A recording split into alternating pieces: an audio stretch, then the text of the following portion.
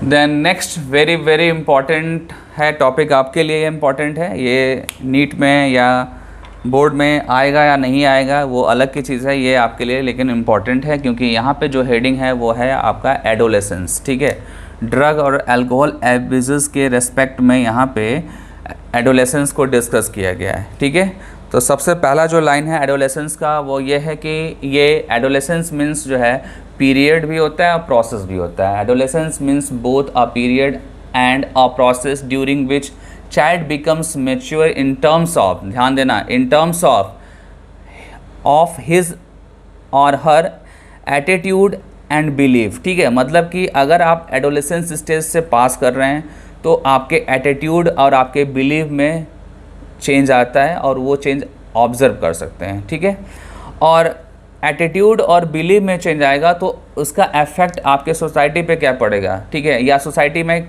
किस तरीके से उस एटीट्यूड या उस बिलीव से आप इन्वॉल्व हो रहे हैं, ये चीज़ आपको एडोलेसेंस स्टेज में एक डिफरेंस के फॉर्म में दिखेगा।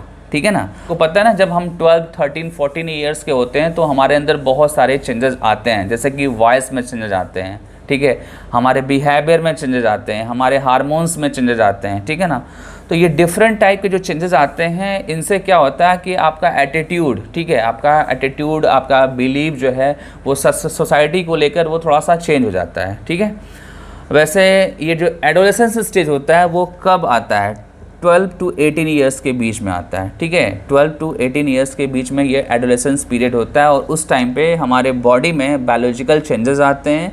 बायोलॉजिकल चेंजेस में हार्मोनल चेंजेस जो होता है वो मेजर होता है। ठीक है, और इसके साथ साथ बिहेवियरल चेंजेस आते हैं, बिहेवियरल चेंजेस आते हैं और एडोलेसेंस स्टेज में सेंसिटिविटी बढ़ जाती है। सेंसिटिविटी मेंटल लेवल पे, साइकोलॉजिकल लेवल पे सेंसिटिविटी बढ़ जाती है। जैसे ही हमको किसी चीज़ का एक्सपोजर मिलता है तो हमारी क्यूरियोसिटी वहाँ पे डेवलप जाती है। जब हम एडोलेसेंस स्टेज से गुजरते हैं तो क्यूरियोसिटी हमारे पीक पे होती है। जैसे कि हमने कोई न्यूज़पेपर देखा, न्यूज़पेपर में कोई चीज़ हमको इमेज में दिखा और हमने देखा और हमारा उसके रेस्पेक्ट में क्यूरियोसिटी हमारी चेंज हो गई। ठीक है, या आप किसी जगह पे गए, वहाँ नई चीज़ आपने देख ली तो वहाँ पे आपकी क्यूरियोसिटी जो है वो चेंज हो गई। और क्यूरियोसिटी जो चेंज हो रही है वो किस किस लेवल पे, ठीक है, इसको भी ध्यान दीजिए। एज पर एनसीईआरटी बोलता है कि क्यूरियोसिटी चेंज हो रहा है तो उससे हमारा जो सेंस है वो क्या है, एडवेंचर से उसका सेंस बनता है, एक्साइटमेंट से बनता है और एक्सपेरिमेंट से बनता है। ठीक है, मतलब आपको वहाँ पे मज़ा आना चाहिए, आपको एडवेंचर आना चाहिए, उसमें एक्साइटमेंट होना चाहिए। जो कोई भी आप नया काम करते हैं पहली बार एडोलेसेंस स्टेज में तो आपके अंदर एक्साइटमेंट होता है और यही काम जब बड़ा आदमी करता है तो एक्साइटमेंट नहीं होता है, उसको एडवेंचर का उम्मीद नहीं है। वो चाहता है कि वो रिलैक्स होकर किसी काम को परफॉर्म करे, एक एडल्ट पर्सन। ठीक है ना, बट जब आप एडोलेसेंस स्टेज में होते हैं तो आप एडवेंचर ज़्यादा चाहते हैं। ठीक है, एक्साइटमेंट ज़्यादा चाहते हैं और आप हर एक नई चीज़ पे एक्सपेरिमेंट करना चाहते हैं, हर एक नई चीज़ पे आप एक्सपेरिमेंट करना चाहते हैं। और ये सब इसलिए होता है क्योंकि हम मेंटल और साइकोलॉजिकल लेवल पे हमारे अंदर चेंज आता है, डेवलपमेंट होता है। ठीक है, और मेंटल और साइकोलॉजिकल लेवल पे सेंसिटिविटी इंक्रीज हो जाती है। और ये सब क्यों हो रहा है, ये मेजर चीज़ है,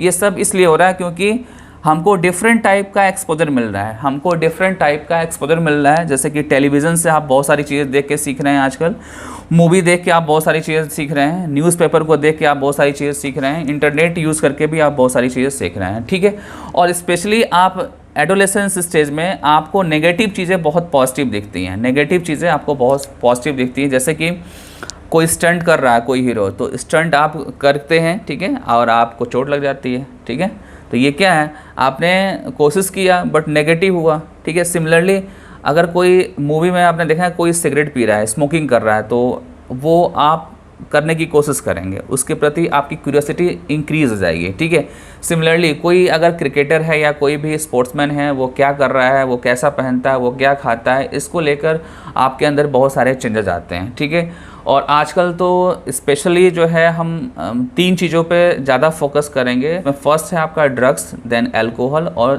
थर्ड आपका मोबाइल है। ठीक है ना, जब हम बहुत सारे मूवीज़ या टेलीविज़न हम देखते हैं तो आपको बहुत सारे ऐसे मूवीज़ ऐसे मिलेंगे जहाँ पे आपको ड्रग्स लेते हुए दिखेंगे, तो उससे भी आप इन्फ्लुएंस होते हैं। ठीक है, ठीक है, तो आजकल आपने देखा भी होगा कि इंटरनेट एक ऐसा मीडियम हो गया है जिससे हर तरह का एक्सपोजर आपको मिलता है, ठीक है। उससे आप ड्रग लेने के लिए भी इन्फ्लुएंस हो जाते हैं, अल्कोहल लेने के लिए भी इन्फ्लुएंस हो जाते हैं, ठीक है।